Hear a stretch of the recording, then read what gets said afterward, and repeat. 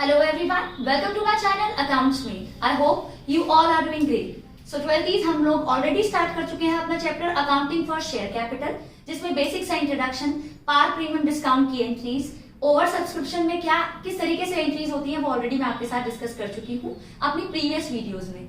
सो आज जो टॉपिक हम कवर करने वाले हैं वो है consideration other than cash. Consideration means something in return. Other than cash मतलब पैसे के अलावा. सो बेसिकली होगा क्या यहाँ, कंपनी अगर असेट खरीद लेती है क्रेडिट बेसिस पर और कैश देने की जगह अगर वो अपने कंपनी के शेयर्स इशू कर दे तो क्या एंट्रीज होंगी, आज वो केस डिस्कस करने वाले हैं. तो स्टार्ट करते हैं.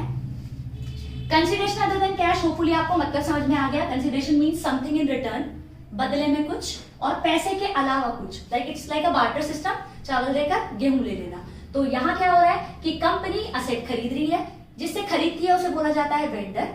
असेट वेंडर से खरीदने के बाद वेंडर को पैसे देने की जगह अपनी कंपनी के शेयर्स वो दे देती है.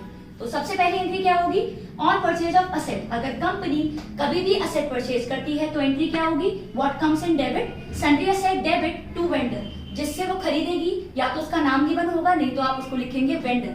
अगर क्रेडिट बेसिस पर कभी भी असेट खरीदे जाते हैं तो sundry asset debit to vendor. Hopefully entry समझ में आ गई आपको.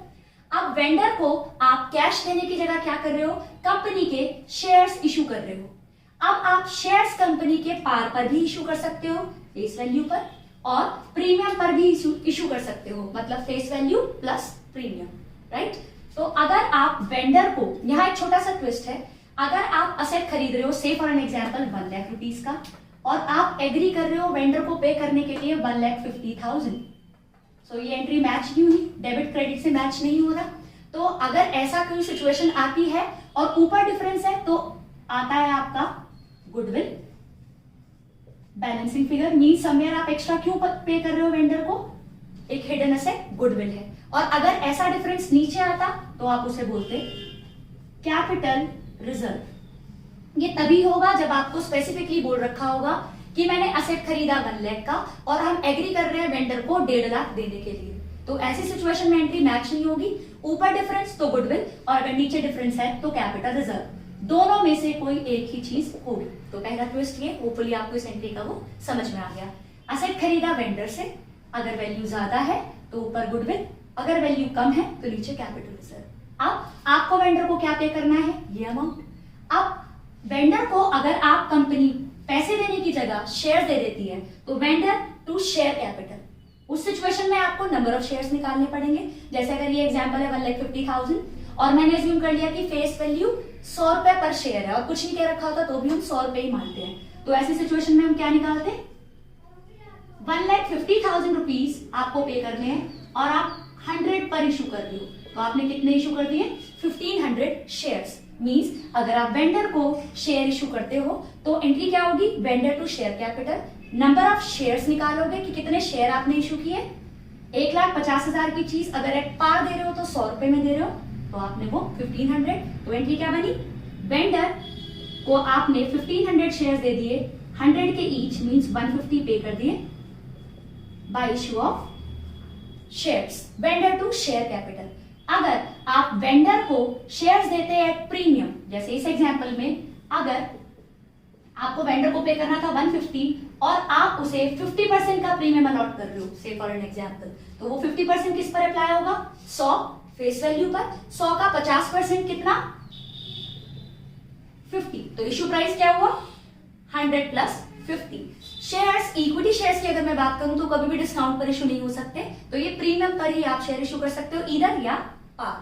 तो आप कितने शेयर दे रहे हो उसको एट प्रीमियम, ये अमाउंट आएगी 1,50,000 अपॉन 150. तो ये जैसे आ गया आपका 1000. अमाउंट कैसे फिल करेंगे, वेंडर को अब आप क्या कर रहे हो, 1000 शेयर्स 150 के दे रहे हो.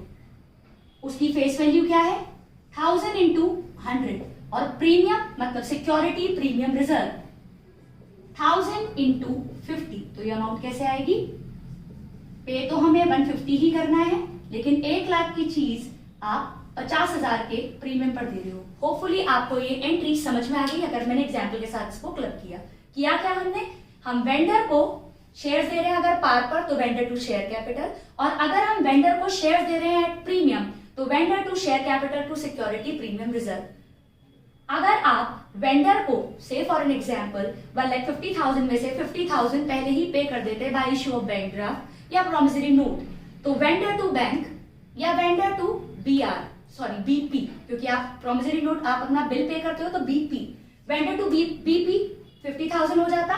तो अब आपको 1,50,000 में से 50 आप ऑलरेडी पे कर चुके हो, तो आप यहाँ क्या लिखते हैं अमाउंट पेबल में 1 लाख। अगर वो मैक्सिमम टू मैक्सिमम ट्विस्ट आता है, होपफुली आपको कंसिडरेशन अदर देन कैश समझ में आ गया। अब एग्जाम्पल के थ्रू इसको और अच्छे से रिवाइज कर लेते हैं।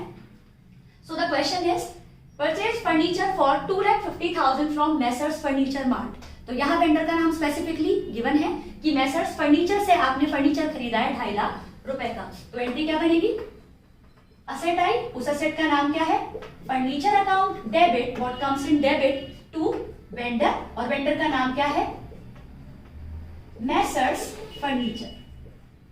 तो आपने फर्नीचर खरीदा 2,50,000 का from messrs furniture, being asset purchased. Journal entry की तरह फॉर्मेट प्रॉपर उसी फॉर्मेट से बनेगा ये। इसके बाद आप क्या कर रहे हो, payment was made by issue equity shares of 10 each at a premium of 25%। अब आप वेंडर को, मेसर्स फर्नीचर को अपनी कंपनी के शेयर्स दे रहे हो, शेयर कैपिटल। अगर आप अपनी कंपनी के शेयर देते हो तो कैपिटल बढ़ जाएगी, कैपिटल जब भी बढ़ती है क्रेडिट होगी, बट पैसे नहीं आएंगे क्योंकि कंसिडरेशन अदर देन कैश है।